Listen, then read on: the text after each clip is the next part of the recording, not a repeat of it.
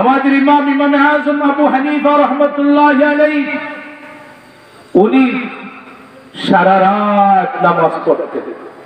একাধারে 40টা বছর অতিবাহিত করেছেন। এশার নামাজের ওযু দিয়া ফজরের নামাজ আদায় করেছেন। যেগুলো কিতাবে আল্লামা ফকি আবুল শামরকান্দি রাহমাতুল্লাহ আলাইহি সুন্দর উল্লেখ করেছেন। আমাদের ইমাম আযম আবু হানিফা রাহমাতুল্লাহি আলাইহি উনি সারা রাত নামাজ পড়তেন। একাধারে 40টা বছর অতিবাহিত করেছেন। এশার নামাজের ওযু দিয়া ফজরের নামাজ আদায় করেছেন। যেগুলো ওনার কারামত। আউলিয়াদেরকে আল্লাহ, ওলিদেরকে আল্লাহ কারামত দান করেন। ঠিক না ভাই? উনি এক রজনীতে নামাজে দাঁড়াইলেন। ওনার পাশের রুমেই আরেকজন হুজুর ঘুমাইয়েছিলেন। এই হুজুর গভীর রজনীতে ঘুম থেকে উঠে শুনতে পাইলেন ইমাম আযম আবু হানিফা রাহমাতুল্লাহ আলাইহি সূরা ইয়াসিন সূরার একটা আয়াত বারবার তেলাওয়াত করতে লাগলেন।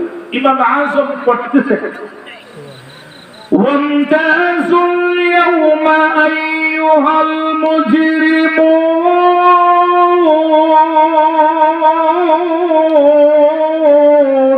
আল্লাহু আকবার। সকলে বলা লাগবে আল্লাহু আকবার। এই আয়াত উনি বারবার পড়তেছেন আর কাঁদতেছেন। পাশের রুমের ঘুম থেকে উঠে হুজুর মনে মনে ভাবলেন যে ইমাম আযম আবু হানিফা রাহমাতুল্লাহ আলাইহি মনে হয় পরের আয়াত ভুলে গেছে। সকালবেলা ইমাম আযম আবু হানিফা রাহমাতুল্লাহ আলাইহির সামনে দাঁড়াইয়া বলে, ও ইমাম সাহেব,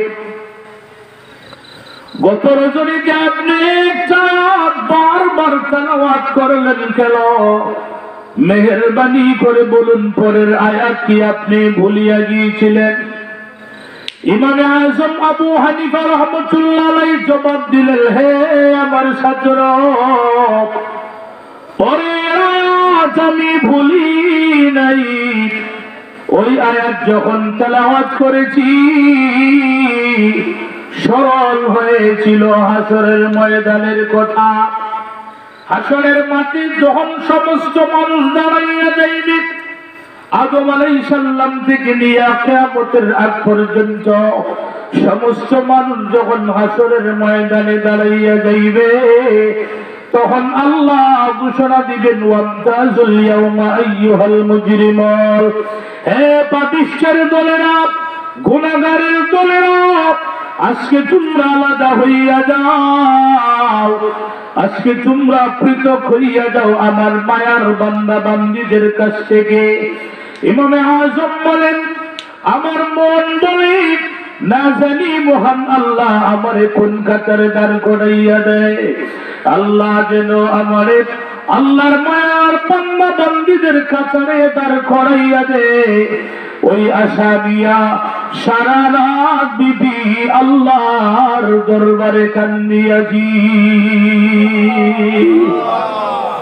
সুতরাং নামাজ গুরুত্বপূর্ণ একটা আমল, যেটা আল্লাহর নিকটবর্তী হওয়ার সবচেয়ে বড় মাধ্যম।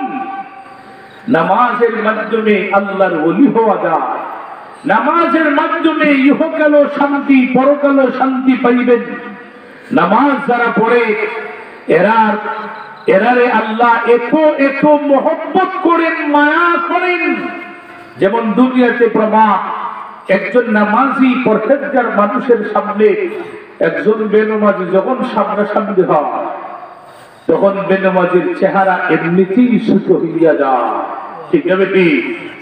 একজন বেনামাজি তার মন এমনিতেই দুর্বল হইয়া যায়, কারণ তার সামনে দাঁড়াইয়া রয়েছেন আল্লাহওয়ালা নামাজি পরহেজগার মানুষ। জুড়ে বলেন ঠিক না বেঠে? আমরা দেখছি বড় বড় গুন্ডা মাস্তান যখনই হুজুরের সামনে চলে আসে, তখন হে মাথা ভাচ্চা কই, হুজুর আমার মাথা একটা ফু দেন। আসেনি না নাই? কেন দে? হে জানে হে তো মাস্তান, হে তো খারাপ, কিন্তু উনি যিনি নামাজি পরহেজগার আল্লাহওয়ালা, উনি অবশ্যই তার চাইতে সম্মানী, আল্লাহর কাছে প্রিয়। এর কারণে সে মাথা চাইয়ে দেওয়ার দরখাস্ত করে, ঠিক না বিধি? ভাই নামাজি মানুষের জন্য, নামাজি মানুষের জন্য আসমান জমিনও কান্নাকাটি করে, বাকাতিস সামাওয়াতি ওয়াল আরদ। নামাজি মানুষ যখন মারা যায়, ওই আল্লাহওয়ালা মানুষের জন্য জমিনও কান্দে, আসমানেও কান্দে। সুবহানাল্লাহ। প্যারে হাজরিন, এই দুনিয়াতে আমরা কেউ থাকবো না, তবে আমরা অবশ্যই মারা যাইব, দুনিয়া থেকে যাইতেই হবে। ভাই নামাজ এমন একটা আমল, কিয়ামতের দিন সর্বপ্রথম নামাজের হিসাব নেবেন আল্লাহ। এরপরে নামাজি মানুষের জিম্মাদার দায়িত্ব নেবেন স্বয়ং আল্লাহ। নামাজি মানুষের হ্যাঁ ভাই, আমরা যদি আল্লাহর গোলাম হইয়া যাই, পৃথিবীর সব কিছু আমাদের গোলাম হইয়া যাইবে।